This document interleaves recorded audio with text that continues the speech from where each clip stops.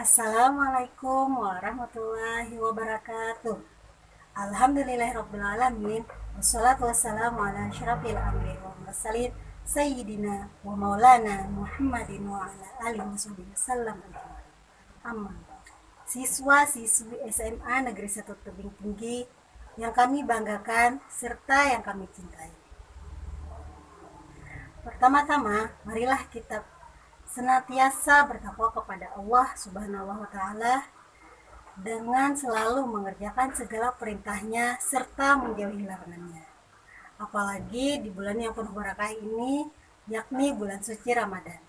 Marilah kita tingkatkan amal ibadah kita dengan memperbanyak tadarus, sholawat, istighfar, salat wajib di awal waktu, kemudian salat sunat, sunat witir, tahajud, duha, serta berpuasa di siang harinya dan ibadah-ibadah. Kemudian, salawat serta salam selalu tercurah kepada junjungan kita Nabi besar Muhammad SAW beserta keluarga, sahabat, serta pengikut beliau hingga akhir zaman. Hari ini tanggal 30 April 2021 atau bertepatan dengan 18 Ramadan 1442 Hijriah. Nah, itu artinya kita sudah memasuki hari ke-18 di bulan suci Ramadan. Semoga puasa kita kali ini akan tetap terlaksana sampai waktu berbuka nanti dan dapat kita tingkatkan amal ibadah kita di bulan ini serta bulan-bulan berikutnya. Nah, berhubung dengan masih adanya pandemi COVID-19 atau Corona, maka pembelajaran tetap kita laksanakan secara daring. Begitu halnya dengan pesantren Ramadan. Nah, pesantren Ramadan kali ini tetap kita laksanakan meski dalam keadaan daring karena wabah COVID yang belum hilang. Namun tidak mengurangi rasa untuk meningkatkan ibadah kita meskipun dalam keadaan pandemi. Nah, adapun hari ini merupakan berakhirnya pelaksanaan pesantren Ramadan. Namun, pada materi terakhir ini kembali Ibu akan sampaikan yaitu materi tentang fikih yang akan membahas tentang hukum bertato. Nah, tato berasal dari bahasa Tahiti yang berarti adalah menandakan sesuatu. Sedangkan menurut Kamus Bahasa Indonesia, tato berarti gambaran atau lukisan pada anggota tubuh. Budaya tato sudah lama sekali dilaksanakan. Bahkan hampir seluruh dunia terdapat yang namanya orang bertato. Menurut sejarahnya, tato sudah dilakukan sejak 3000 tahun sebelum Masehi. Nah, tato pertama kalinya ditemukan yaitu di mumi yang berasal di Mesir. Nah, konon katanya hal itulah yang menjadikan tato menjadi tersebar di mana-mana di suku di dunia. Salah satunya suku Indian di Amerika Serikat dan Polinesia di Asia. Kemudian menyebar ke suku-suku seluruh dunia termasuk suku Dayak yang ada di Kalimantan. Nah, selain dari fungsi tato yang menandakan sebagai keberanian bagi seempunya, tato juga disimbolkan sebagai faktor keberuntungan, status sosial, kecantikan, kedewasaan, serta harga diri bagi si empunya. Nah, selain dari fungsi tato yang menandakan sebagai keberanian bagi si empunya, tato juga disimbolkan sebagai faktor keberuntungan, status sosial, kecantikan, kedewasaan, serta harga diri bagi si empunya. Tato itu merupakan gambaran atau lukisan yang sengaja dibuat di permukaan kulit dengan cara menusuk kulit dengan jarum-jarum halus. Kemudian bekas tusukan tersebut diberi cat warna, kemudian ditusukkan lagi ke kulit tadi. Nah, tato bagi sebagian kalangan itu merupakan tren atau gaya hidup. Namun ada juga yang sebagian malah menganggapnya sebagai sesuatu yang tabu. Akan tetapi, pada zaman sekarang, tidak hanya kaum lelaki yang menggunakan tato, melainkan kaum hawa pun justru juga tampak memakainya. Padahal ya, tato itu dipakai atau digunakan oleh kaum muda tidak lain hanya untuk berpenampilan keren. Sayangnya kalau dipikir-pikir, pasti suatu saat mereka akan tua. Seiringnya bertambah usia, maka tato yang dipakai mereka pasti tidak akan terlihat keren lagi atau tidak terlihat gagah lagi karena faktor usia tadi. Memang sih pada usia muda, tato tersebut dapat menimbulkan kesan yang gagah, kesan yang keren. Misalkan di sebelah kanan terdapat gambar ular kobra. Sebelah kiri terdapat burung elang yang ingin memaksa. Dapat dibayangkan kan betapa gagahnya pemuda tersebut dengan adanya tato yang dipakainya. Coba deh bayangkan, seandainya di usia senja, seandainya di usia tua, tato yang sebelah kanan dan sebelah kiri tadi, di mana tato yang bergambar ular kobra,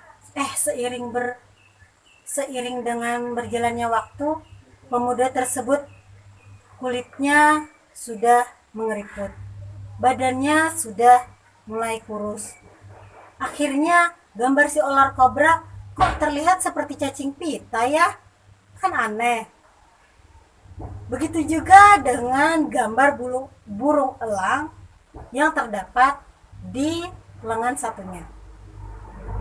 Saat usia senja, saat usia tua, berbagai macam penyakit menghampiri seperti kolesterol, diabetes, darah tinggi, bahkan kulit sudah mengeriput. Yang tadinya bertato gambar elang, ternyata kok diperhatikan seperti burung puyuh, tidak terlihat gagah lagi, tidak terlihat keren lagi. Itulah artinya keindahan itu tidak akan kekal selamanya. Nah, jadi Islam pun melarang penggunaan tato. Sekalipun tato ini termasuk seni, namun tato ini dapat mengubah apa yang telah diberikan Tuhan, apa yang telah diciptakan Tuhan pada orang tersebut. Pada masa lampau, tato dikenal juga sebagai wasyim. Rasulullah SAW melarang wasyim atau tato bagi pelakunya, baik itu yang bertato maupun yang mentatonya, seperti dijelaskan pada hadis Rasulullah SAW yang berbunyi, An Abi Hudzaifah qala la'nan Nabi sallallahu alaihi wasallam al-washimata wal mustawsimata wa akilar riba wa mukilahu wa naha an thamanil qalbi wa kasbi bagiyyi wa la'anal musawwirin. Yang artinya, Dari Abu Hujaifah, beliau berkata, Rasulullah Shallallahu Alaihi Wasallam melaknat pelaku wasyim atau pembuat tato, orang yang meminta diwasyim, pemakan riba, dan melarang jual beli anjing, upah pelacur, dan melaknat orang yang menggambar atau melukis makhluk hidup yang bernyawa. Hadis riwayat Bukhari. Nah, kemudian ada yang mempertanyakan, apakah wudhu dan sholat orang yang bertato itu sah? Nah, menurut Kiai Haji Ahsin, ia menjelaskan jika orang yang bertato kemudian berwudhu dan sholat, nah itu sholatnya masih sah, artinya masih diperbolehkan. Yang diharamkan hanyalah tato tersebut.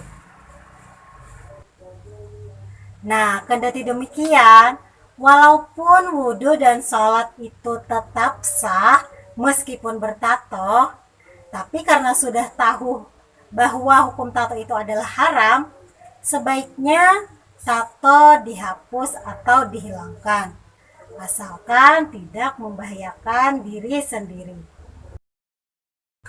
Nah, maka dari itu, wasyim atau bertato itu sangat dilarang dalam agama Islam. Karena bertato juga termasuk dosa yang besar. Rasulullah Shallallahu Alaihi Wasallam melaknat orang yang bertato maupun yang mentato. Nah, kalau laknat itu adalah artinya doa supaya dijauhkan dari rahmat Allah Azza wa Jalla. Dalam hal ini, tato yang dimaksud adalah tato yang permanen atau tato yang sulit dihilangkan. Maka tato inilah yang diharamkan.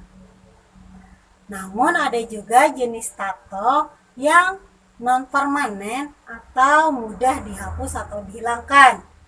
Contohnya saja seperti henna, stiker. Nah, itu tidak permanen atau mudah untuk dihapus. Walaupun demikian, jika gambarnya berupa sesuatu yang menimbulkan syahwat, pornografi, atau sesuatu yang dapat menimbulkan haram, maka tidak dibolehkan juga. Nah, kiranya hanya ini penjelasan materi fikih pada hari ini, yaitu tentang hukum bertato. Dapat kita simpulkan bahwa tato itu diharamkan dalam agama Islam. Maka dari itu, anak-anakku sekalian, siswa-siswi SMA Negeri 1 Tebing Tinggi, marilah kita tetap melakukan hal-hal yang positif, hal-hal yang baik. Jauhilah hal-hal yang negatif yang dapat merugikan diri kita sendiri dan diri orang lain. Dengan berakhirnya materi hari ini, itu artinya berakhir pula kegiatan pesantren Ramadan tahun ini, yaitu 1442 Hijriah. Saya selaku Dewan Guru mewakili seluruh keluarga besar SMA Negeri 1 Tebing Tinggi mengucapkan salah hilaf mohon maaf, minal aizin wal faizin, mohon maaf lahir dan batin. Assalamualaikum warahmatullahi wabarakatuh.